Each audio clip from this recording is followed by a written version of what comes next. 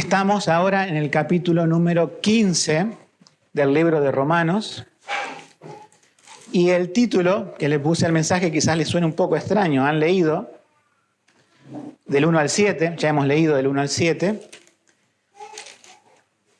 y el título dice: hay espacio en mi mochila, con signos de exclamación. O sea, nosotros decimos al hermano: hermano, hay espacio en mi mochila. ¿Pero de qué estamos hablando?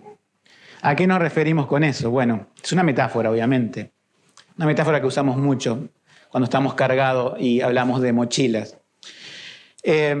Vamos a ver en este mensaje cómo a veces nos enfocamos en nosotros mismos, pero la Biblia nos pide que nos enfoquemos también en nuestro hermano.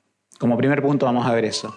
Como segundo punto vamos a ver cuál es el ejemplo de enfoque que nos dejó el Señor Jesucristo. Y como tercer y último punto vamos a ver cómo hacer lugar en nuestra mochila, por así decirlo, para llevar la carga de otros. Los que no estuvieron en los mensajes pasados, el contexto de esto sigue siendo la unidad de la iglesia, sigue siendo, parece como dos categorías que había en la iglesia en Roma: los débiles y los fuertes.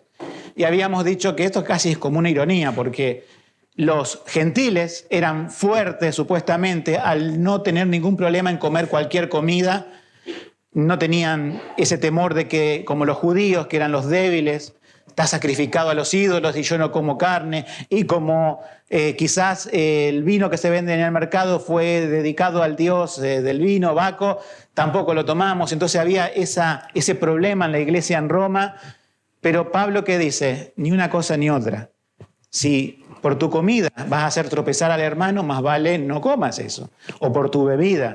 Entonces él llama a todos a la unidad. No a que tengan todos exactamente el mismo criterio en cosas menores, porque eran cosas menores la comida y la bebida. Pero sí que coincidan en las cosas mayores, que es la palabra de Dios. Y Dios también eso pretende para una iglesia: que esté unida en la verdad de la palabra, no en en opiniones personales, siendo un calco unos de otros, ¿sí? Como producidos en serie. No.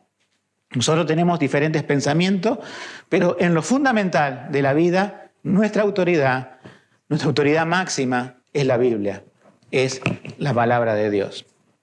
En esta parte, una vez que Pablo está hablando acerca de esa posible desunidad de la iglesia en Roma, de los que se creían fuertes y menospreciaban a los débiles, y los débiles criticaban a los fuertes, ahora está hablando acerca de, bien, ¿cómo podemos ayudarnos?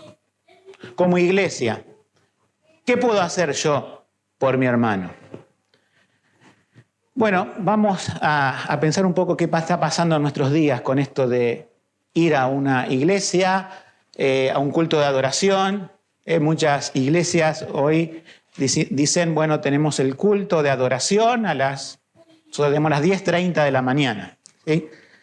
Se entiende por culto de adoración que nosotros podemos adorar solamente por una permisión de Dios, que es que somos salvos en Cristo Jesús.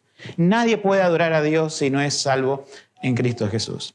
Pero hoy vivimos, cuando la gente piensa acerca de asistir a una iglesia, así como la gente va a ver un espectáculo y paga por el espectáculo y dice, yo pagué una entrada y si no cumplieron las expectativas del espectáculo, quiero que me devuelvan la entrada o algo por el estilo. O sea, la gente piensa en términos de consumir algo, y a veces ese consumismo se traslada a asistir a una iglesia. Siempre el consumidor está pensando en qué me beneficio yo. O sea, está bien pensar de que voy a ir al culto a adorar a Dios y a escuchar su palabra y ser beneficiado. O sea, si tenemos una buena expectativa de decir, me va a beneficiar ¿qué? La palabra de Dios. Me va a beneficiar lo que el Espíritu Santo pueda aplicar a mi corazón, ¿sí? De la palabra de Dios. Eso me va a beneficiar. Pero a veces pensamos tan, circunscripto en uno mismo, que nos volvemos como consumidores, es decir, ¿cómo estuvo el culto para mí? Pero no muchas veces nos surgen las ideas de decir, ¿y cómo yo fui de bendición a otros hermanos? ¿O cómo en el culto se glorificó el nombre de Dios? ¿O cómo el solo hecho de estar presente y también charlar después de la reunión con mis hermanos, cómo pude serle de bendición? Entonces la gente tiende a pensar esto, que cuando no concurre al culto simplemente se lo pierde la persona y solamente piensa en términos personales. Yo me lo perdí y no que no fui también de bendición a otros. Lo que Pablo está enfocando aquí, sobre todo podemos releer el versículo 1 y 2 y el 3, la primera parte, que dice así: así que nosotros, los que somos fuertes, debemos sobrellevar la flaqueza de los débiles y no agradarnos a nosotros mismos. Cada uno de nosotros agrade a su prójimo en lo que es bueno para edificación. Y la parte primera del versículo 3, porque ni aun Cristo se agradó a sí mismo. Pasado esto en negativo es, puedo agradarme a mí mismo. O sea, llevar una vida espiritual donde lo que importa soy yo y no presto atención a los demás. Yo se lo pongo con un ejemplo para que entendamos cómo funciona bien una iglesia que sea bíblica. Ustedes conocen las maratones, ¿verdad?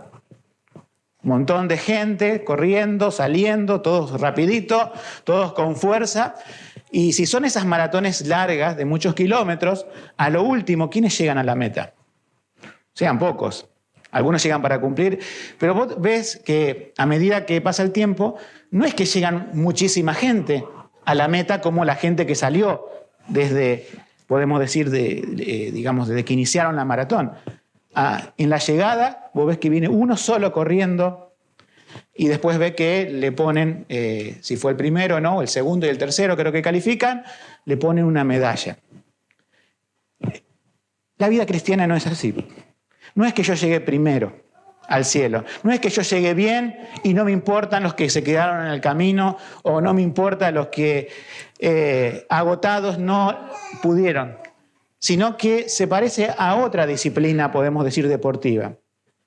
Como esa, que si bien no caben muchos, pero la idea es esta.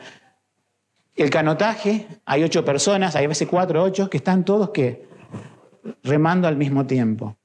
Y si uno flaquea, o sea, tiene poca fuerza, el otro la compensa. Y cuando llegan a la meta, ¿quiénes llegan? ¿Llegó uno? ¿Está uno solo festejando? Llegaron todos. Entonces debemos pensar la vida cristiana en ese término, ¿sí? No en un término de que cada cual viene y consume, si bien no es un espectáculo, no estamos haciendo ningún espectáculo esta mañana, predicando la palabra del Señor estamos, pero igual podemos pensarlo en un sentido muy personal, es decir, yo me edifico, yo crezco y bueno, yo llegaré a la meta del cielo. Pero la Biblia nos dice, tenés que mirar que todos lleguemos, ¿sí? Que cada una de las personas sean nuevas, sean que estén con años aquí. Tenemos que preocuparnos los unos a los otros. Hoy el espectáculo cristiano, entre comillas, evangélico, hace eso. Van a ese espectáculo, las personas no se conocen entre sí. Pregunta, ¿cómo se llama aquel? ¿Cómo te llama el otro? ¿Fuiste a la casa? ¿Preguntaste cómo estaba? ¿Te preocupaste? No, yo diría, pago mi entrada. No hay una entrada que pagan, pero sí hay una ofrenda que pagan. A veces las personas dicen, pobre gente engañada que da dinero en lugares donde las explotan y las engañan. No se equivoquen. Ellos están pagando una entrada. Y ellos le están dando el show que su alma quiere. Algo sin compromiso, algo individualista, algo yo y Dios. Pero cuando venís al Evangelio y a una iglesia bíblica, sí, es vos y Dios y vos y tu hermano. Porque al cielo, obviamente, vamos a llegar, no nos vamos a morir todos al mismo tiempo, pero sí puede venir el Señor en su segunda venida y llevarnos todo al mismo tiempo. Eso sería lo mejor que pudiera pasar, pero si no pasa eso todavía, en un momento va a pasar, pero si no pasa todavía, algunos irá primero, otros se irá después. Y yo me hago esta proposición, ¿no? Como pastor, si yo me voy de este mundo, ya estuve 2 veces a punto de irme, quiero haber hecho lo correcto de decir, no es yo corro la carrera, me preocupo por cada uno de ustedes. Y no porque sea pastor, yo le quiero trasladar lo que la Biblia le dice a cada uno de ustedes, ¿sí? Los pastores, por supuesto, y los líderes se preocupan por las personas, pero todos nos preocupamos por todos. Eso es lo que nos está diciendo Pablo a los romanos y a nosotros a través de la palabra en esta mañana, de decir, ¿somos fuertes? Bueno, pero ¿para qué eso? Si alguno dice, soy fuerte, ¿para qué? Para sobrellevar. Está traducido así. Esta palabra se utiliza, las conté las veces que se utiliza, no se utiliza tantas veces en el Nuevo Testamento, pero siempre está relacionado con esto, la palabra, esta sobrellevar que tenemos acá. Está relacionada con llevar una carga, no es trasladar simplemente una cosa, ¿sí? Está por lo general, cargar con algo. No quiere decir que sea pesado o liviano, es simplemente una carga de algo. Podríamos decir, porque otras versiones de la Biblia en otros idiomas lo he visto, que dice que debemos cargar las debilidades o las flaquezas de los débiles. ¿Y qué? No agradarnos a nosotros mismos.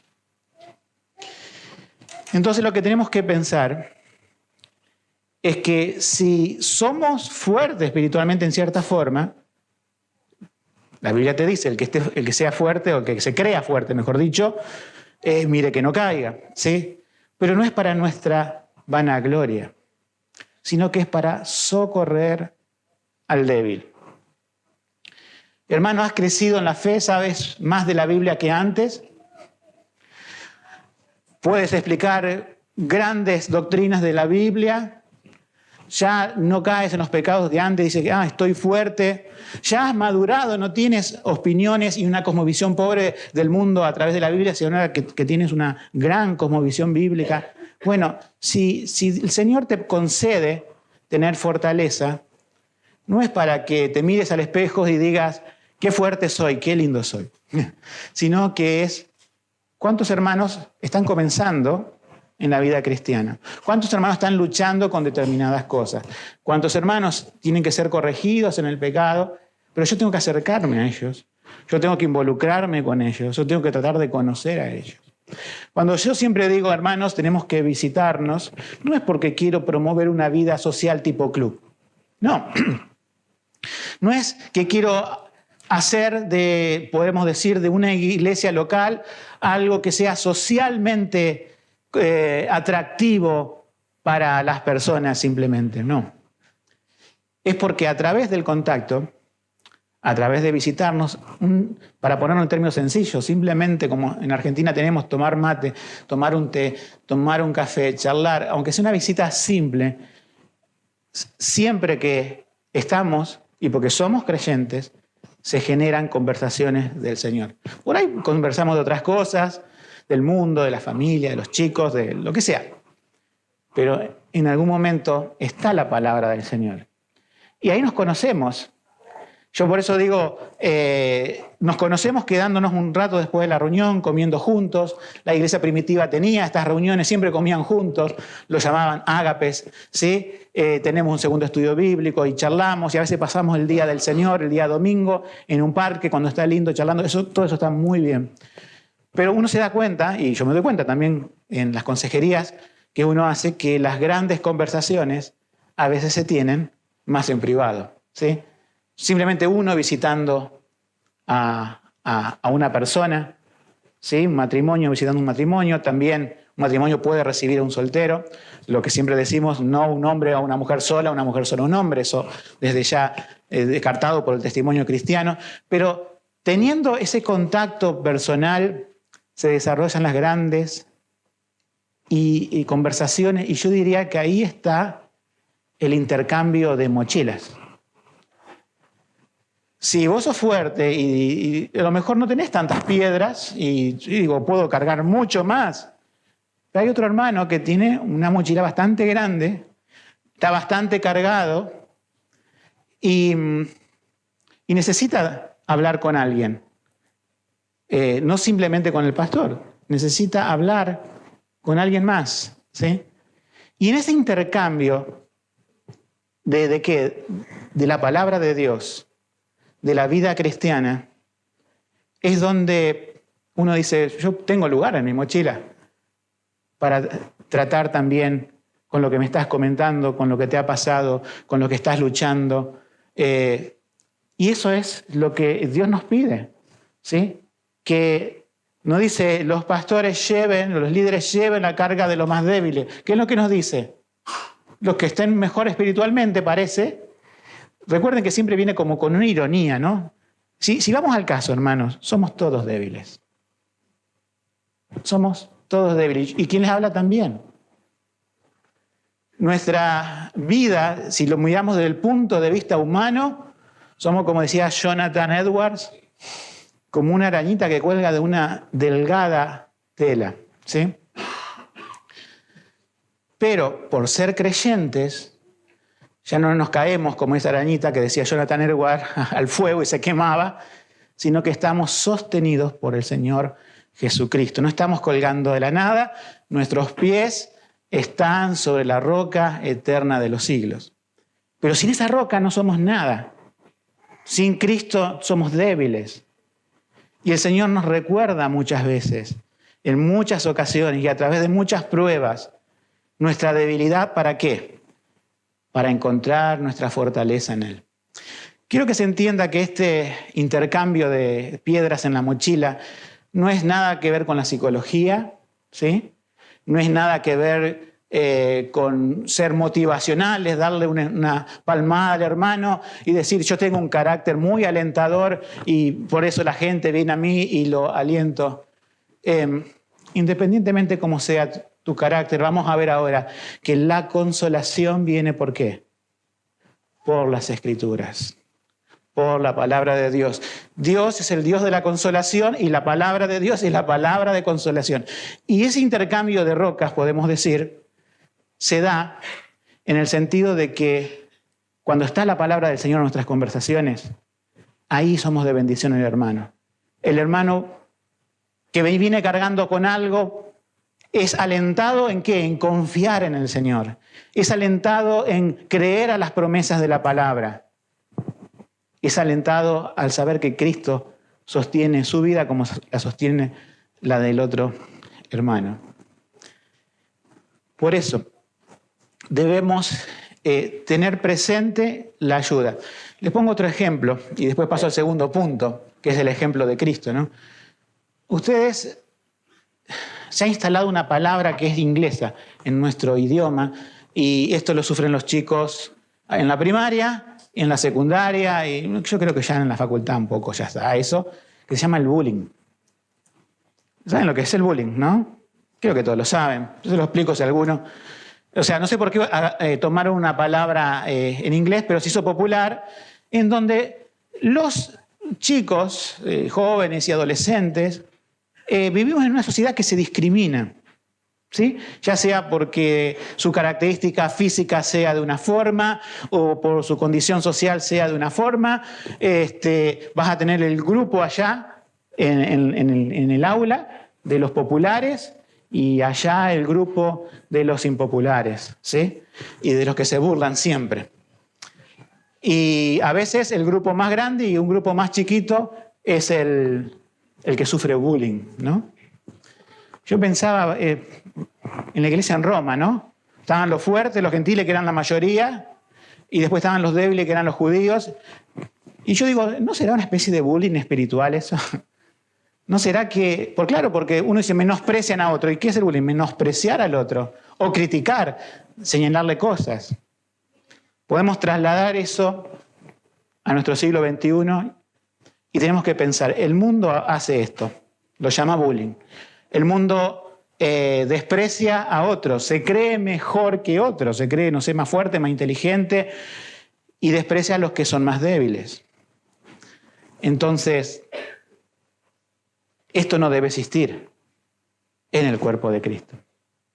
No es que vamos a estar haciendo bullying en el sentido de la palabra, pero una iglesia que sea sana es aquella en donde todos comparten por igual, independientemente de la condición social de la cual vengan, de la formación de estudios de la cual vengan, porque hay algo que nos iguala a todo, como siempre alguien dice, es la cruz de Cristo. En la cruz hay horizontalidad. Somos todos iguales, somos todos débiles y necesitamos la ayuda de Dios, por supuesto, pero de nuestros hermanos. Por eso Dios nos pone en una iglesia. La iglesia, vuelvo a decir, y los que están estudiando, o cuando calculo que a principio del año que viene tengamos ingreso a las membresías, hay un libro de la membresía que se estudia, donde el autor dice, no veas a la iglesia como la estación de servicio. Si voy y cargo el tanque. Ustedes no sociabilizan en una estación de servicio demasiado, ¿no? Van, llenan el tanque del auto y ya está. Hay gente que viene, llena el tanque del auto y ya. Eso no es la iglesia. La iglesia es mirar también por las necesidades, pero también saber de que yo un día puedo estar muy cargado y con la mochila a tope y un hermano va a venir y me va a ayudar en eso. Entonces, eso es lo que es la iglesia. Para eso nos pone Dios en una iglesia. Para que lleguemos un día a la patria celestial habiendo caminado juntos, por más que en este mundo alguno parta primero, pero al partir diríamos, he caminado a la par de mis hermanos en Cristo. ¿Se entiende? El individualismo es un concepto satánico. El individualismo es ese concepto satánico que le dijo al hombre, sé individualista, no necesitas a Dios, tú puedes ser tu propio Dios. Y Dios había creado una familia, y la familia esa de Adán y Eva tuvo consecuencias nefastas al poco tiempo. El hermano mata al otro hermano, Caín mata a Abel. Y todo el mundo, después de esa muerte, si vamos, no quiero hacer toda la historia de la Biblia, pero si vamos por el diluvio, Babel, y después es una lucha del individualismo, del sálvese quien pueda. Solamente en el concepto y la mente de Dios está la iglesia, diciendo yo redimí a este pueblo.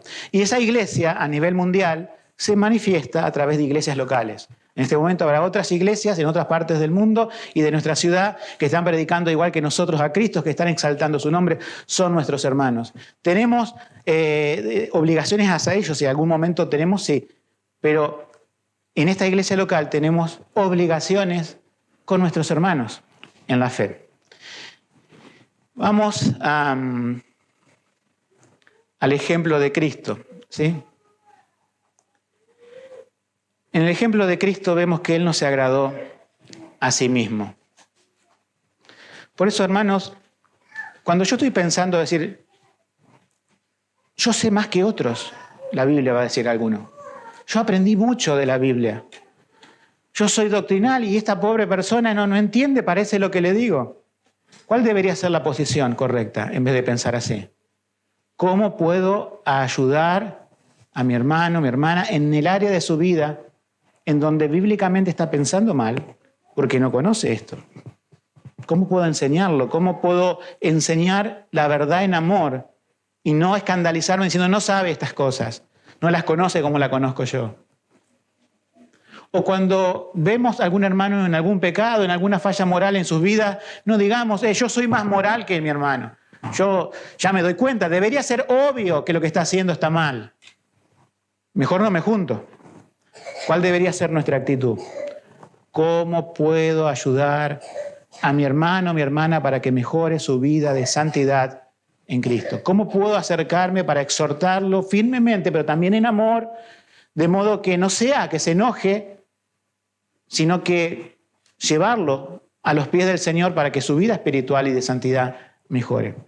El Señor Jesucristo, obviamente, Él se compadeció de nosotros, ¿sí? Y vino a ser condescendiente con nosotros.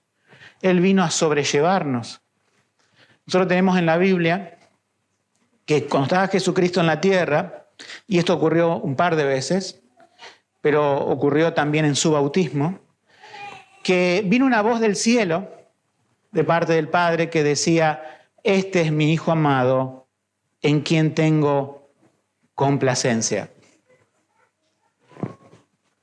Si nosotros nos complacemos en nuestros hijos, queremos que nada le pase, queremos que no se burlen de él en la escuela, de ella en la escuela, no queremos que sufra en este mundo.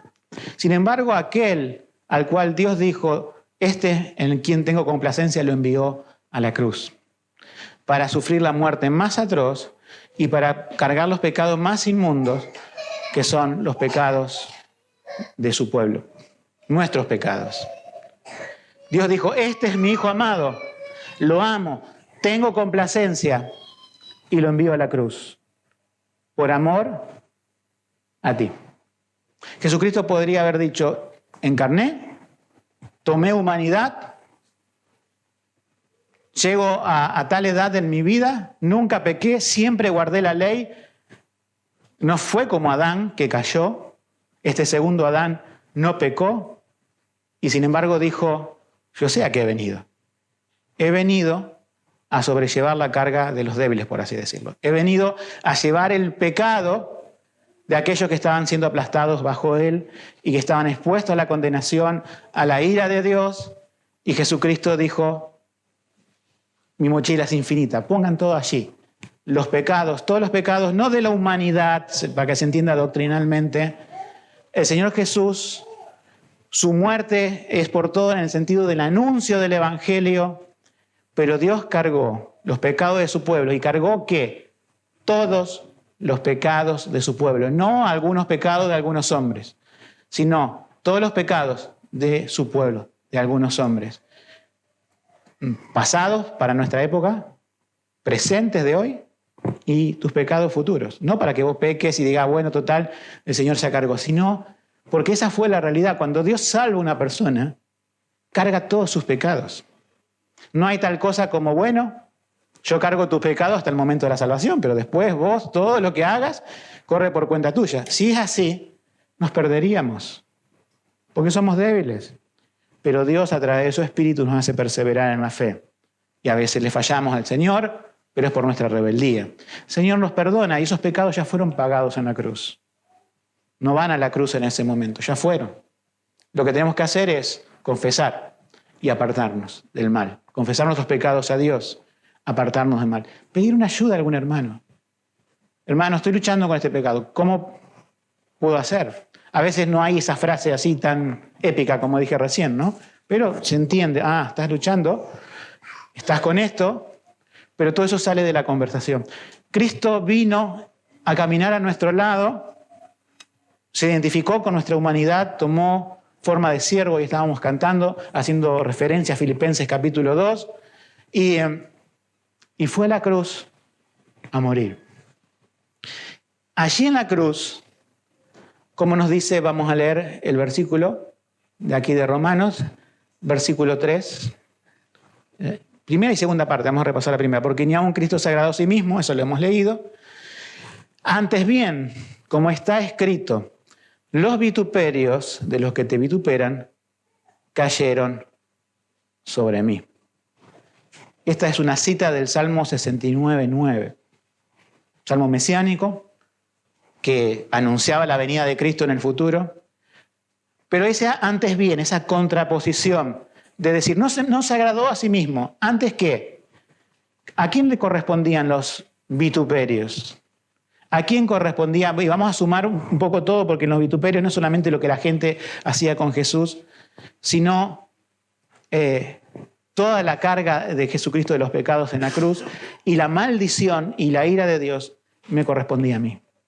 Correspondía que Dios enjuiciara mi vida. Hoy vimos en el repaso de nuestra confesión de fe, ¿sí?, que no podemos escapar del juicio de Dios. Nadie puede escapar, pero el creyente tiene un abogado y es una escapatoria. ¿Por qué? Porque no es condenado. ¿Por qué? Porque Cristo fue el que cargó su pecado. Aquel que se presenta en el cielo diciendo que es una buena persona es el primero que es condenado. Aquel que dice que lo intentó, que hizo lo que pudo y que Dios va a inclinar la balanza hacia lo bueno, se equivoca. La salvación es solamente por Jesucristo, es solamente por gracia. Y ahí tenemos el ejemplo de Cristo, que dijo, todos los vituperios que no caigan, y pone tu nombre, que no caigan en Alejandro, ¿verdad?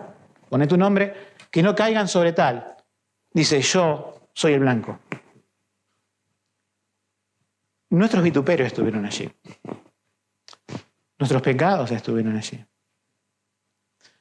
Cuando a veces en en términos bíblicos, en el Nuevo Testamento, utilizamos una palabra que se llama la remisión de pecados. La remisión es una palabra muy técnica que ahí sí es enviar una cosa a otra. Entonces, en la cruz del Calvario estábamos nosotros cargando la mochila de Jesús con nuestros pecados.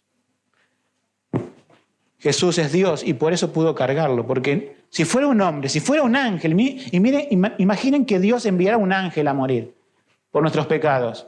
En un momento se le rompe la mochila, en un momento como criatura creada se quebranta, ¿sí? Pero Dios envió a su Hijo eterno, que es verdadero Dios, también verdadero hombre en la encarnación. Pero por ser Dios, Dios carga en sí mismo, podemos decir, porque es la segunda persona de la Trinidad, tus pecados y los míos. Nosotros vamos con esa remisión, confiamos que Cristo los cargó, y Él los cargó verdaderamente en la cruz. ¿Qué puede ser más pesado que eso? Vino para cargar nuestra culpa, vino para sufrir la maldición, vino para llevar nuestros dolores, y nosotros recordamos Isaías 53, vino para todo eso. ¿Qué puede ser más pesado que eso? Entonces, cuando nosotros vemos el ejemplo de Cristo, si aún lo vemos humanamente, la paciencia que tuvo con sus discípulos, la paciencia que tuvo con la gente, pero si lo vemos divinamente también, cargó el pecado de nosotros. Estaba en el cielo, los ángeles lo adoraban, pero tomó forma de siervo y fue hecho obediente hasta la muerte, como dice Filipenses 2, y muerte de cruz. Pero si tan solo dimensionáramos un poco, ¿qué es lo que provoca en alguien que es santo, puro y sin mancha? Sufrir la afrenta, sufrir la burla y decir, no hay problema, ¿sí? Todo ese bullying del mundo en el que estamos incluidos nosotros, que sea sobre mí, para que se cumpla lo que dice el Salmo, que esos vituperios caigan sobre mí. Simplemente ponernos a pensar eso tendría que provocar en nosotros diciendo, si el Señor hizo esto por mí, ¿cómo no puedo hacer esto por mi hermano? Se dan cuenta que en la cruz solucionamos todos los problemas de cosmovisión de vida. Si nosotros pensamos en términos de no salir de nuestra zona de confort, ¿cuál es nuestra zona de confort? Cada uno la tendrá. Pero somos reacios a decir, no quiero cargar con esto, no quiero acercarme a tal persona porque me va a traer alguna carga, algún comentario, yo estoy bien así. Esa forma de pensar es la que Dios quiere sacarnos y quiere recordarnos. Nuestra tendencia carnal, mi tendencia, tu tendencia va a ser a pensar en uno mismo, ¿verdad? Vamos a pensar así. Pero después vamos a la cruz, vemos al Señor Jesús, recordamos lo que Él hizo por nosotros, miramos la mochila y decimos, sí, hay espacio, ¿por qué no puedo ayudar a otro hermano? Pero también habrá otro que diga, no puedo, no entiendo, voy, oro, necesito que alguien me ayude a explicar qué es lo que me está pasando. Y ahí se acerca un hermano, que está un poquito más fuerte, ¿no? Y le dice, mira, te ayudo. No te doy solamente una palmada en la espalda, a veces es bueno eso, ¿no? Pero es mucho más que eso, acercarme al hermano, es dar la consolación de las Escrituras. Vamos al tercer punto, cómo hacer lugar en la mochila. Y ahí leemos los versículos que siguen. Porque las cosas que antes fueron escritas para nuestra enseñanza fueron escritas, a fin de que por la paciencia y por la consolación de las Escrituras tengamos esperanza. Vamos a detenernos ahí.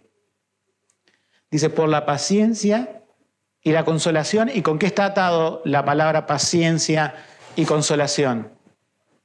Con las Escrituras. ¿Sí? Entonces, ¿qué es lo que tenía en aquel tiempo la persona? Tenía el Antiguo Testamento. La carta de Pablo a los romanos llegaba ahora, pero los creyentes leían el Antiguo Testamento. Entonces, cuando se reunían, tenían una palabra que dar. En el versículo que sigue, dice, mas el Dios de la paciencia y la consolación os dé un mismo sentir entre vosotros según Cristo Jesús. ¿Se dan cuenta que cómo puedo hacer lugar en mi mochila? Vamos a prestar primeramente atención a la primera palabra, paciencia. Dios es el Dios de la paciencia. Pero uno podrá decir, bueno, pero Dios, que habita en la eternidad, que un día son como 1000 años y 1000 años como un día, puede ser paciente, Señor, pero yo no, yo vivo la vida diaria. Pero Dios te recuerda, mi hijo vivió en este mundo. Y al ser humano tuvo que aprender obediencia, como dice Filipenses 2, tuvo que ser hecho obediente y tuvo que soportar en paciencia todas las cosas. Si vamos a los evangelios y vemos la vida de Jesús, vemos una vida de paciencia. Vemos a alguien que no perdió los estribos, a alguien al que a mí viene no le echo fuera, al que a mí quiere traer para llenarme mi mochila, yo le digo, no, ya está llena, anda otro. Jesús se presenta y dice, bueno, al Hijo de Dios, pero dice, venid a mí, los trabajados, los cargados, cansados, que yo haré descansar. Traían cargas, que en ese caso el contexto es cargas religiosas que imponían los fariseos y demás, un sistema de salvación por obra que el Señor en su gracia iba a sacar esa mochila, por así decirlo. Pero Dios es el Dios de la paciencia también al enviar a su Hijo Jesucristo y haber sido como nosotros en todas las cosas, probado, tentado, como también dice otra parte de la Escritura, pero sin pecado. Y Dios también es el Dios de la consolación. Palabra importante, consuelo, ¿sí? Y nosotros tenemos que pensar esto, ¿no? Que la Escritura nos presenta a la Escritura misma, diciendo que es también palabras de consuelo, y a Dios mismo como el Dios de la consolación. Entonces, los que conocemos al Dios de la consolación, ¿has sido consolado por el Señor en tu vida? Amén. Y a veces sufrimos como desconsolación. Sí, Dios es el mismo. Dios es el mismo Dios de la consolación y de la paciencia. Pero si el Señor te consoló con algo de la Escritura, y con una etapa de vida, y con algo que Él te ha hecho en tu vida, ¿sí? La experiencia que te ha hecho pasar el Señor, también podés servir de consolación al hermano. No solamente a llevarle tu experiencia, ¿se entiende? No somos consolados como en un grupo de terapia donde nos reunimos todos con los mismos problemas. El mundo busca solución en eso, algo tiene, pero nosotros sabemos cuál es la verdadera raíz de la consolación. ¿Cuál es? Dios y su palabra, ¿verdad? La palabra de Dios está unida a Dios. Entonces, cuando pienses, ¿y yo cómo puedo ayudar a mi hermano? ¿Cómo puedo ayudar? Si uno se analiza a uno mismo, uno dice, yo no soy suficiente para esto. Yo no puedo. Y empezamos a echar la culpa a mi carácter y no puedo, Señor, llevar la mochila de otros, la carga de otros. Pero Dios te dice, pero tranquilo, porque es el Dios de la consolación el que va a consolar. Y vos lo conocés. Has sido reconciliado con Cristo. Y vos tenés la Biblia, tenés su palabra. Podés llevar mi palabra al otro hermano. Podés generar una conversación. Podés orar con él. Podés hacer muchas cosas en torno a Dios y que es el Dios de la consolación el que va a orar en la vida. Cada cual podría ser, ¿no es cierto?, un compartimiento estanco donde recibe consolación de Dios directamente. Pero no ocurre eso. ¿Por qué? Por nuestra debilidad. Dios podría hacerlo. Dios podría.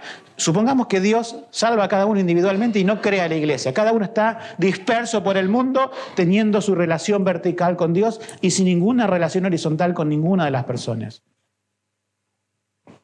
Pero nuestra debilidad en la carne, Dios sabía y es sabio en ponernos en una iglesia. Porque si no, nos pasa como Elías. Elías, el gran profeta, hizo bajar fuego del cielo y se está queriendo morir diciendo, no, soy mejor que mis padres. Señor, llévame, estoy desconsolado. Y apareció un ángel, le dio comida, comé, dormí, lo despertó, comé de nuevo. Y les dijo Dios después, mira, hay aproximadamente 7.000 personas que no adoran a Baal, que están como vos, con el Dios, Jehová de los ejércitos. Hay más personas. No sos el único. ¿Se dan cuenta la importancia de una iglesia? Que no es para llenar espacios, no es para la popularidad de alguien. ¡Qué iglesia grande! Es porque es el plan de Dios para que nosotros llevemos la mochila, las piedras que están en las mochilas de otros. Sabemos que somos débiles, pero en el Señor somos fuertes en esto. Otra cosa que también hemos leído, vamos a seguir, más el Dios de la paciencia y la consolación os dé un mismo sentir, fíjense esa palabra, en Cristo Jesús. Y sigue el 6, para que unánimes a una voz glorifiquéis a Dios y Padre de nuestro Señor Jesucristo. Fíjense el plan de Dios. Unánimes a una voz. Podemos tener diferentes pensamientos, podemos tener diferentes formas de ver las cosas, pero en lo esencial estamos ¿qué? Unánimes. Un mismo corazón, una misma mente en el Señor Jesucristo. Y ahí viene la conclusión, ¿no? De por lo menos la frase esta. Por tanto, recibíos los unos a los otros, como también Cristo nos recibió para la gloria de Dios. Ese recibíos es amplio, ¿sí?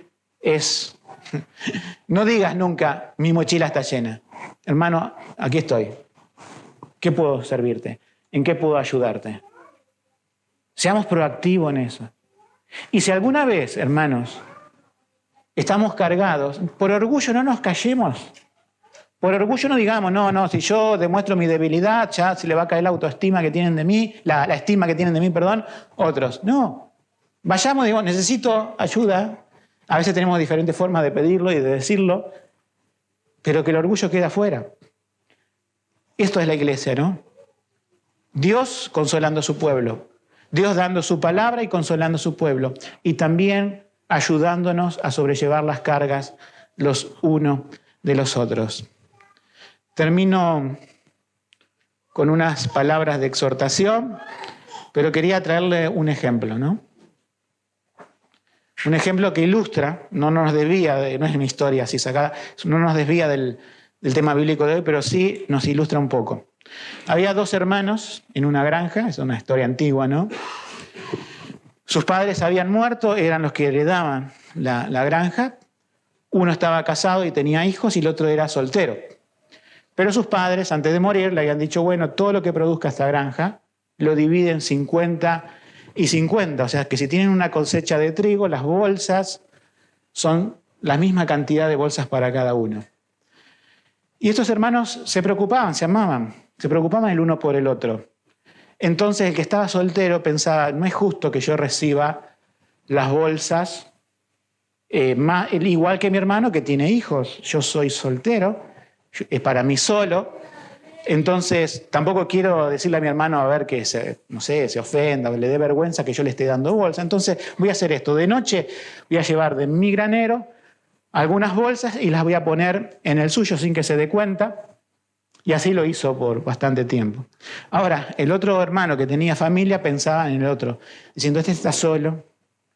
Yo voy a envejecer, pero mis hijos me van a mantener, me van a cuidar, ellos van a ser los que van a heredar. Él no tiene herederos, él va a estar viejo solo, ¿y cómo lo vamos a ayudar si no tiene un poco más que yo? Entonces él le llevaba bolsas al hermano y ahí intercambiaban bolsas hasta que obviamente pasaba lo que uno piensa que puede pasar. Se encontraron a mitad de la noche intercambiando bolsas. Y ahí se dieron cuenta que se estaban preocupando los unos por los otros, pero lo hacían en forma secreta. El tema es, hermano, nosotros no tenemos que hacer esto en secreto. Hacemos este intercambio a diario. Tendríamos que hacerlo semanalmente. Tendríamos que preocuparnos los unos por los otros. No pensemos que el otro no necesita ayuda. No piense que el pastor no necesita ayuda. No piense que los líderes no necesitan ayuda. Todos necesitamos ayuda. Y si nos sentimos fuertes, podemos ayudar. Y si nos sentimos débil, pedimos auxilio para que el Señor sea glorificado en eso. Las dos preguntas que termino es esto, ¿no? ¿Pienso más allá de las necesidades espirituales propias y pongo la de los demás? Eso tenemos que llevarnos esta mañana. ¿Cuánto pienso en los demás? Segundo, ¿estoy dispuesto a salir de mi zona de confort para ayudar a mi hermano? ¿O le diré, no hay más lugar en mi mochila? En nuestra mochila de vida puede parecer llena, pero siempre hay espacio para ayudar a otro, para compartir una carga. No debemos centrarnos solamente en el peso de nuestra mochila, sino en la oportunidad de ayudar y obviamente también dejarnos ayudar. El cuerpo de Cristo tiene este llamamiento y también el Señor le ha dado esta capacidad de compartir y de aliviar las cargas los unos de los otros. Recordando siempre esto, hermanos, que Cristo llevó la suprema carga en la cruz y que Él, el que nos cargó y nos carga hasta el fin del mundo, nos va a sostener, pero que a la vez nosotros, como cristianos, podemos llevar la carga de otros. Que Dios pueda cumplir esto en nosotros. Amén.